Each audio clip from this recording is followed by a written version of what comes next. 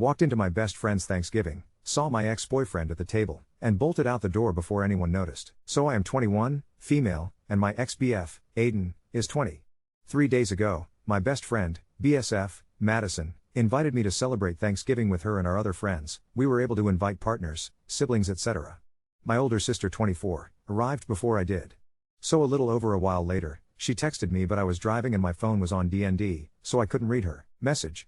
Plus I don't want to risk getting a ticket lol, and also, before I left my house, she called me and said that she drove to my BSF's, Madison's, house an hour earlier because Madison needed help with something and I don't know what it was.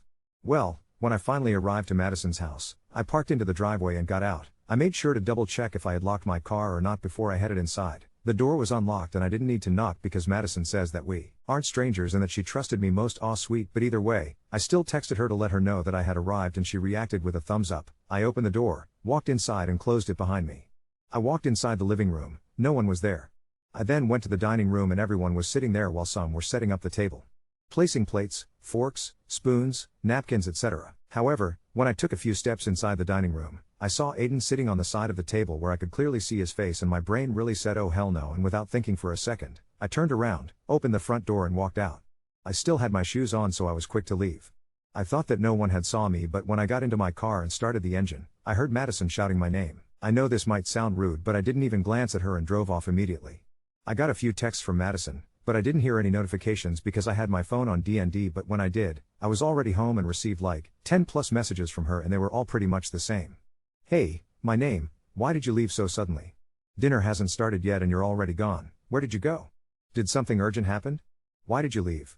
She be acting as if Aiden wasn't there, like girl, was I being paranoid or was Aiden really there? I just left her on read and haven't spoken to her or anyone else yet. Even today when she called me, I didn't answer. Thing is, my sister. I forgot about her and I haven't heard from her yet. I did text her before I wrote this post but she hasn't responded yet, so in the meantime, I'll be waiting for her response.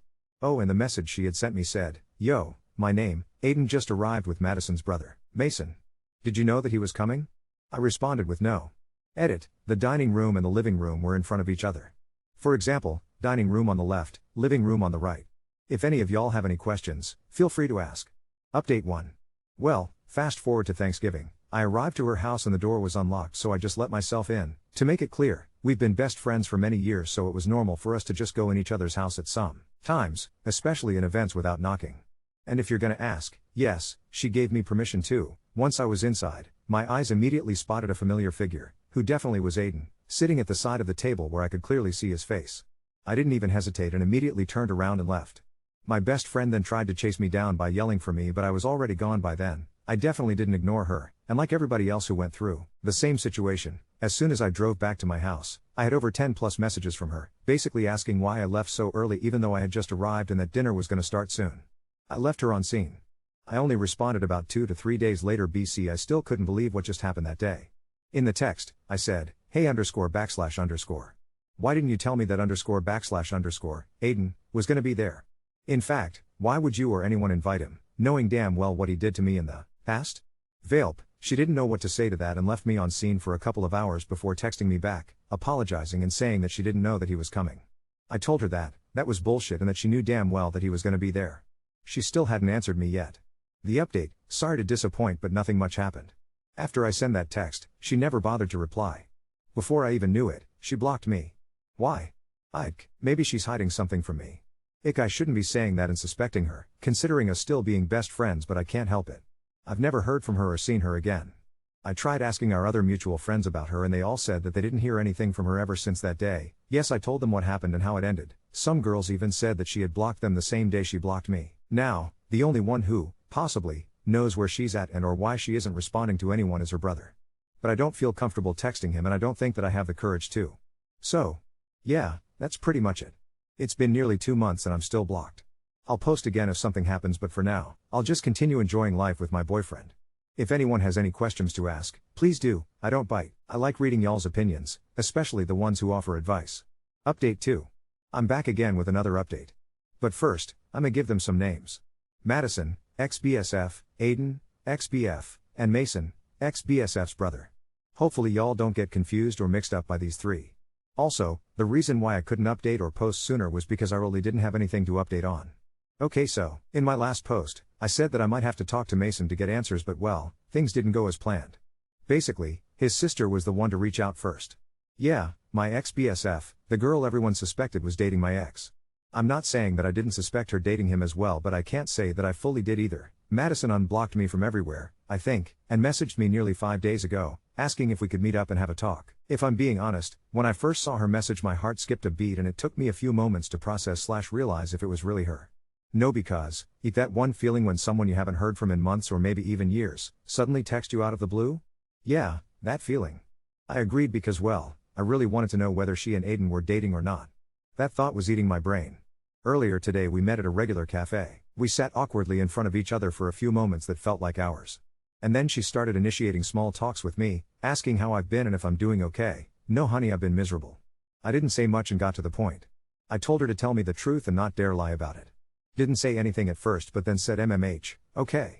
I first asked her about Aiden and why was he there despite her knowing how much I hated and resent him in the first place. She let out a huge sigh like she just lost a whole competition and then said that she hoped that we'll reconcile eventually and forget about the past. No way, I just nodded, looked her in the eyes and then said, "Are you and Aiden dating?"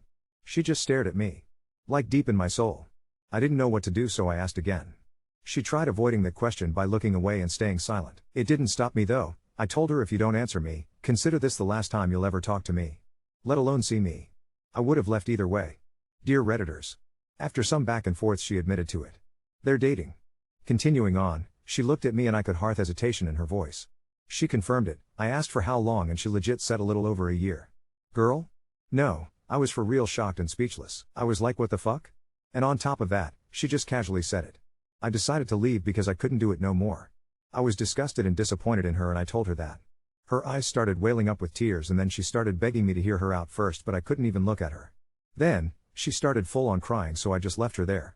OMW home, I blocked her and her brother on everything. I know I didn't share why me and my ex broke up or what happened between us, and I don't think that I'll ever will, because for me, I want to keep it private and it's still traumatic. I might share some details about it in the future. Maybe not. But I reassure you that it was really, really bad. Update 3. Nearly 4 days ago, she made a post on FB about me. Recently, a close friend of mine had found it and forwarded it to me. I rarely use FB and she's still blocked on everything. That's why I didn't know anything. I'll just paste what she said, because if I explained it myself and put details, this'll be very long. She said, "My best friend of 16 years had left me. After everything I did for her and after sacrificing my life for her, this is how she repays me.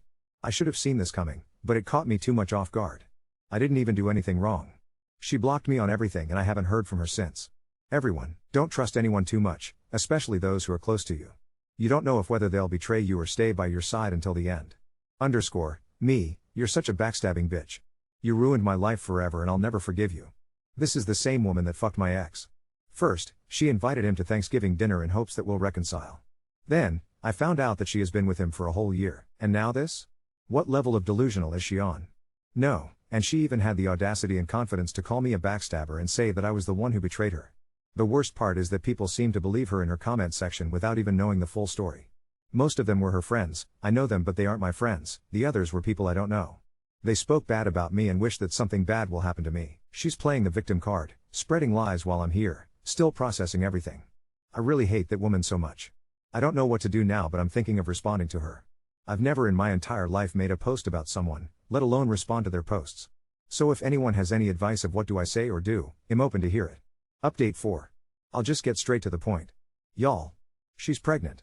Madison, fake name, aka my ex-BSF, is pregnant. So basically, first, I don't know how long afar she is or when did this happen, but here's how I knew. She texted me from probably one of her friends' phone and texted me from it. This is what she said, copy-pasted from the chat. "This is what you're missing on RN. My baby will unfortunately grow up without an auntie," referring to me. BC, we grew up together and treated each other like real sisters, who'll love him dearly and shower him with gifts. Not to sound rude, but I really wanted you to be a part of this journey with me, but your stubbornness and selfishness ruined it. Even though you completely shattered my heart and destroyed my confidence, I still want you in my baby's life. For now, we'll put the past behind and move on, until baby is born.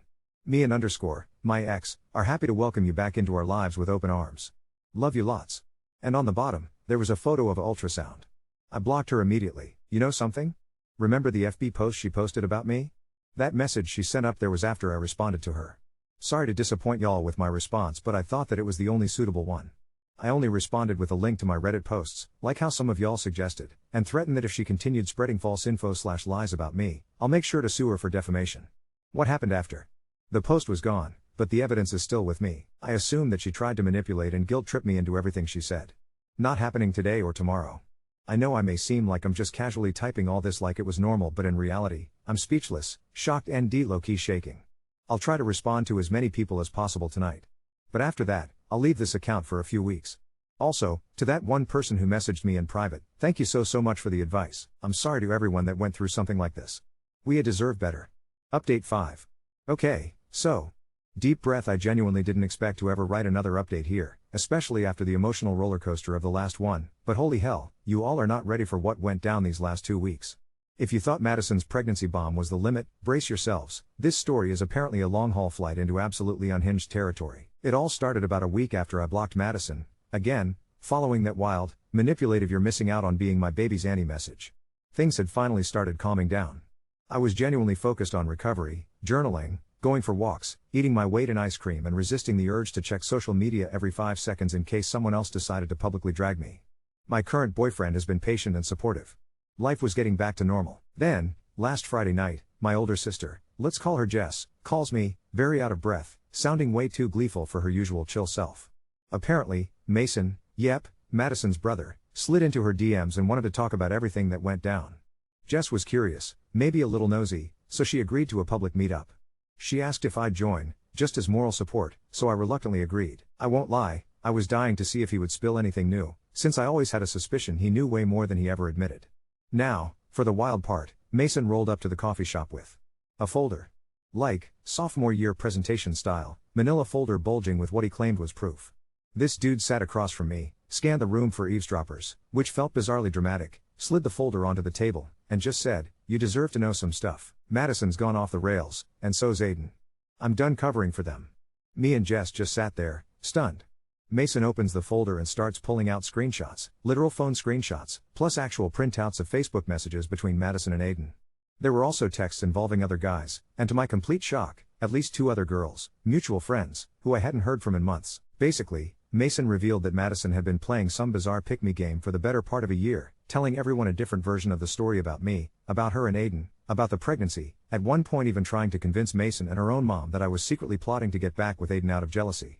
The pregnancy itself? Buckle in, Mason told us Madison's first ultrasound pic was a stock image off Pinterest. Aiden, according to him, bought it hook, line and sinker, and announced to his entire family that he was going to be a father. Mason's theory, and he showed me screen-recorded Instagram DMs to back it up, was that Madison is desperate to anchor Aiden before he figures out her web of lies.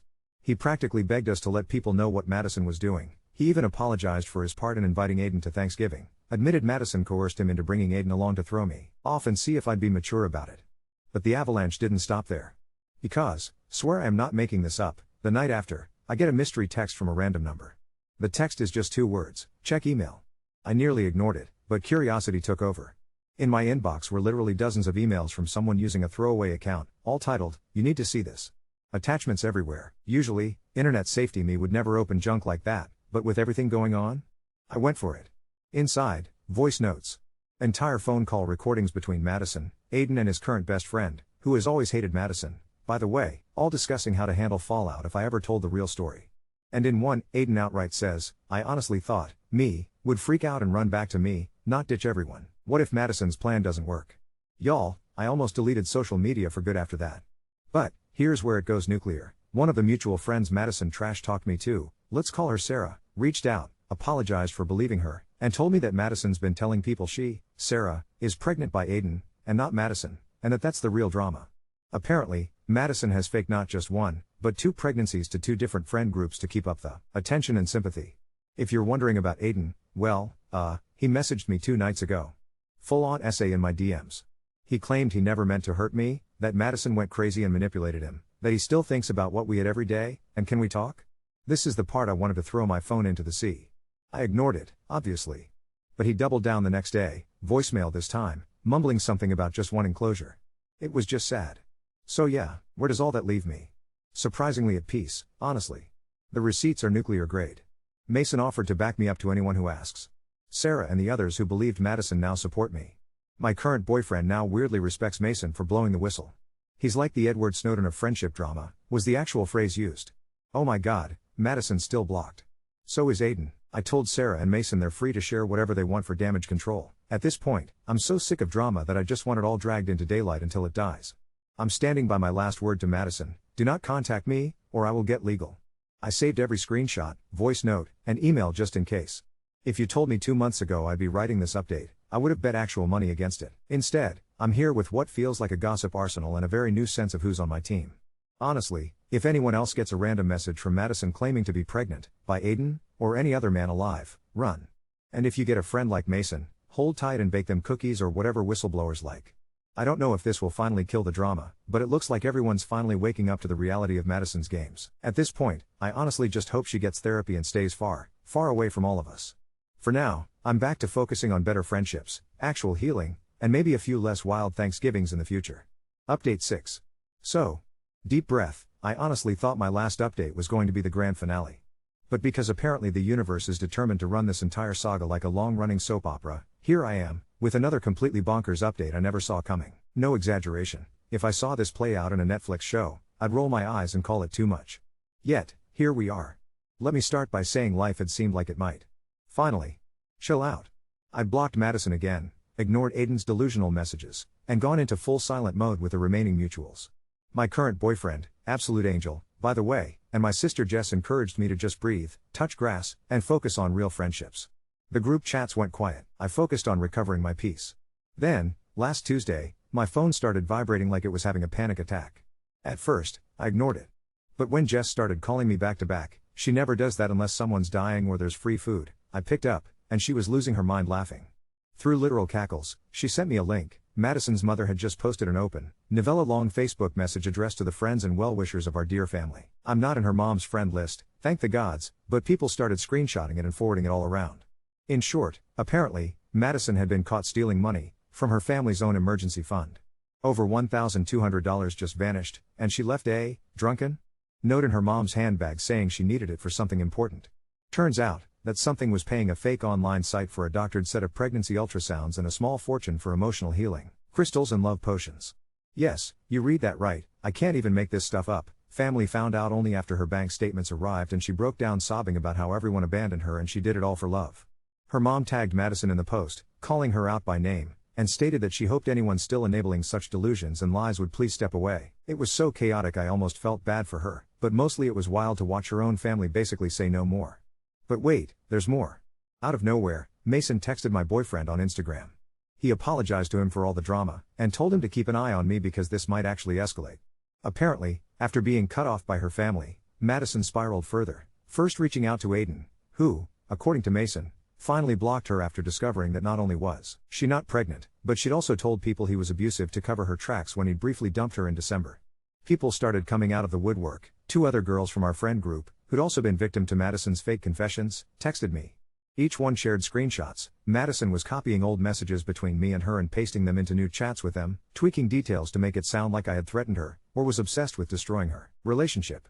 One friend, let's call her Nina, went full FBI. She reverse searched the first ultrasound Madison sent and found it was plastered on about 20 baby center boards, unchanged except for the name and date.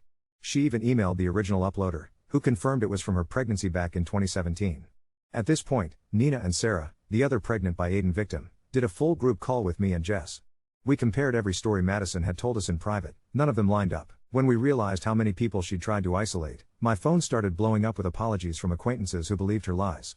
Now, here's where it goes full Shakespearean meltdown. This past Sunday, a mutual friend, one who stayed out of the drama on purpose, called me. Turns out Madison, after being booted from her family's home, showed up at her house in tears, bags packed, demanding to crash there. The reason? She's now saying she was the victim, that I orchestrated some campaign to take down her reputation, alienate her from her family, and that Aiden and I were secretly plotting to get back together behind her back. We haven't even spoken in months. The friend didn't buy it, and told Madison to leave after she tried, get this, to get her to call Aiden and put in a good word. The jaw dropper, though? While Madison was there, she left her phone on the dining room table, and my friend, the real MVP here, saw a set of unsent DMs to me, including a draft where Madison said she'd forgive me for everything if I admit what I did. She also found out Madison made 2 fake Reddit accounts, responding to posts in my update threads accusing me of being manipulative and lying about the pregnancy. We cross-checked them with screenshots Mason shared, unmistakably Madison's grammar, up to her quirky way of using between every phrase. Right after she was asked to leave that friend's place, she disappeared for a day, and finally landed at her cousin's, where she's reportedly not allowed a phone or internet until she gets therapy or comes clean. Her family is actually threatening to file a fraud complaint, over the money, if she acts out again. Meanwhile, Aiden? Oh boy. He tried to do damage control by privately messaging me, and a couple other girls, basically begging us to keep silent about anything Madison told you, and to let the past go. He says he's done with both of us, wants a clean slate, and that we all made mistakes. He even posted, truly, a public Instagram story saying he regrets getting involved in the drama. The comment section turned into a flaming dumpster of locals memeing the situation. I can't even properly describe the messages of support and dang, you dodged a bullet. Texts pouring in. Basically, everyone besides Madison is out of the fog. So where am I now? Honestly. Relief, exhaustion. A little bit of, petty? Satisfaction that the truth really will out. I never would have believed Mason would step up like this, but he's proven to be the ultimate chaos canceller. Nina and Sarah and I even talked about a trauma brunch just to finally relax and decompress all this out of our brains. My boyfriend brought over a cake that says congratulations on your drama-free life. He actually ordered this, with custom frosting. I laughed until I almost cried. I wish I could say this is definitively the end. It feels like it. Everyone's deleted or blocked Madison. Her evidence is debunked. Every tangled lie she tried to spin is untangling itself in group chats everywhere. Even Aiden is, I suspect, going back into hiding. If there's a next chapter, it'll be after I've started my new job and, with luck, planned a Madison-free B-Day trip. If you made it this far, thank you. I wouldn't have had the backbone without your advice, and seeing how many people have experienced toxic friendships and come through the other side really saved me from feeling completely alone. Here's hoping the only thing I hear about Madison again is that she's finally getting real help, and that none of us ever see a fake ultrasound again for as long as we live. Update 7. Vape. Y'all, pull up a chair, grab your beverage of choice, because the universe really isn't done yet. I swear, I spent the last 2 weeks thinking, okay, surely now we've reached the absolute peak of Madison drama. But no, this is not the final act. Turns out, what felt like the season finale was just a mid-credits scene, because I now have a story that had even my unflappable 60-year-old neighbor staring at me like I just read her a soap opera script. If you read even one part of this, thank you in advance. Buckle up. So, post-explosion, I had this rare piece, Madison blocked, Aiden silent, Mason doing his best to lay low. Our friend circle went into recovery mode, group hangouts minus the drama, Nina, the MVP Reddit detective, and Sarah and I decompressing, everyone pretty open about how wild all of it was, but mostly happy we'd all swam to shore. I was getting ready for my new job, and my boyfriend had already baked and delivered a congrats on escaping the circus cake, actual text, actual cake, God, bless this human. Then, out of nowhere, my phone starts buzzing like a bomb at 7:30 a.m. one Tuesday. First, my work phone, what? Then my number, then bombarding from group chat notifications, all hitting at once, all with attached emails and voice notes. My boyfriend sleep mumbles, "You okay? Is the house on fire?" I wish.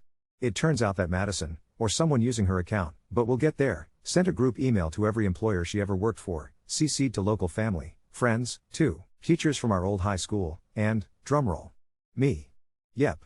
Subject line, truth and reconciliation. What really happened?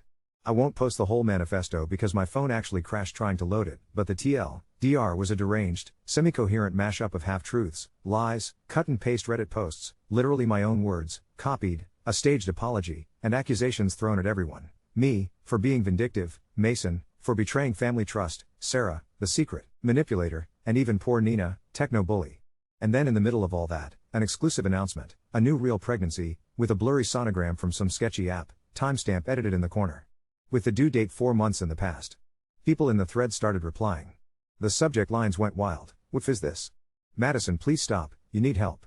One of the ex-teachers actually replied, this is a school district account, please remove me. Mason comes in with a copy-pasted, deadpan answer, I have all receipts proving this is fiction. Please disregard and block further emails. Sorry for any trouble. By 9 a.m., the Truth and Reconciliation thread was already doing laps around our social circles, group chats popping off with memes and literal popcorn emojis. It should have ended there, right? Wrong. Because Mason, bless him, messages me. Apparently, he gets a text from their mom, Madison was hospitalized. What? Apparently, after the email tirade, she tried, unsuccessfully, thankfully, some kind of look what you made me do stunt, nothing too serious, I'm told, but enough for her family to finally bring in professionals. The whole family pulled out the receipts, the fraud, the bake sale scams turned therapy fund, the fake ultrasounds, everything. Therapists, social workers, the works. What's wild is after that, Everyone who'd been ghosted or harassed started to come forward. One of Madison's ex-boyfriends, not Aiden, a sweet guy from college, messaged me. Apparently, she'd borrowed money from him for prenatal vitamins, over 6 months ago. Her old roommate admitted Madison started a support group last year for abused young mothers, which fizzled out when no one ever met her alleged baby or baby belly. Then the final plot twist, Aiden himself. Yep. He showed up at my work. No joke, at the front desk. Side note, he does not know where I work. I hid that for a reason. Reception pinged me, and I come up thinking it's HR. Nope, it's Aiden, all slick apologetic hair and the saddest puppy dog face I've ever seen. He had a sealed envelope, addressed to me, and the receptionist, unwillingly, handed it over. It was a handwritten letter. He apologized, yes, for the 100th time, but he also admitted to helping Madison fake the first pregnancy, confessed he actually never wanted contact again, and said he was checking himself into a program for manipulation and codependency. He included a picture of the fake ultrasound template, circled in red. I kid you not. I took the letter, forwarded digital copies to Mason and Sarah, and sat with the uncomfortable mixture of relief and exhaustion. Later, Jess, my sister, told me that through all this, Madison's mom sent her an apology message and thanked her for stepping up and not enabling a sick cycle, which means, yes, literally every angle of my life is looped into this reality show plot. Honestly, I feel relief. I feel exhausted. And yet finally, I feel some real closure, like the universe took the whole plot, wrung it out, and finally set it down to dry. Where does that leave things? I gave Mason all my evidence. He's working with the family and compassionate professionals. Sarah and Nina and I agreed. We're moving on, only discussing this mess in therapy or over margaritas. My job is secure. Fortunately, my boss finds drama fascinatingly American and already dismissed the emails as spam from the soap opera channel. My boyfriend and I are planning a totally drama-free weekend getaway. Phones off. Madison, I truly, for her own sake, wish this for her, is apparently checked in, supervised, and her family finally acknowledged the manipulation publicly and privately. I came out burned but okay, with better friends, sharper boundaries, and a lifetime ban on anyone offering me a good deal on a baby shower. I can't guarantee this is the last update. I had no idea this would even escalate so far, but for now, this feels like the denouement. Y'all, thank you. I really mean it. If you're trapped in crazy, know there's sunlight on the other side. And if your friend rolls up with a new baby scan, reverse image search immediately.